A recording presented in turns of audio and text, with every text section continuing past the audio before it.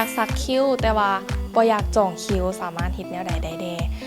จริงๆแล้วก็อยากแนะนำให้จองคิวไว้เนาะเพราะว่าถ้าลูกค้าจองคิวลูกค้าก็จะได้เป็นราคาโปรโมชั่นที่ว่าเป็นราคาลดลงตัวนี้ก็จะเป็นข้อดีสำหรับลูกค้าเนาะแล้วอีกอย่างหนึ่งก็จะเป็นการเซฟเวลาของลูกค้าเน่ก็คือแบบนัดมื้อนัดโมงมาเลยลูกค้าก็จะไม่ได้เสียเวลา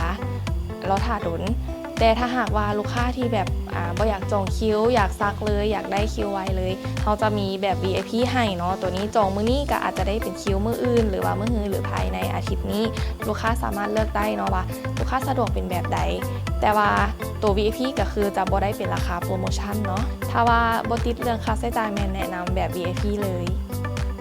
โดยสาขา2ถามว่าทีมซักแม่นมีความรู้และก็มีประสบการณ์หลายสำหรับเนาะตัวนี้ขอตอบเลยว่าทีมงานสร้างซักที่ว่าประจำอยู่สาขา2แม่นจะเป็นสร้างของอามีเองตัวนี้เพิ่นจะมีประสบการณ์มาหลายปีแล้วก็อยู่กับห้านเฮามาเกือบ5ปีแล้วเพิ่นก็จะมีความเชี่ยวชาญทางด้านนี้เนาะสามารถออกแบบได้แล้วก็ซักให้ได้ปกติคือตัวนี้เฮาเฮ็ดมาเพื่อสร้างความสะดวกสบายให้กับลูกค้าเนาะสมมุติว่าลูกค้าอยู่ใกล้แถวสาขาหนึ่งก็สามารถมาซักอยู่พี่ได้หรือว่าอยู่แถวจอมมณีเฮาก็สามารถเลือกซักอยู่สาขา2ได้ซึ่งเคสทีมงานแมนจะมีอยู่ทั้ง2สาขาเลย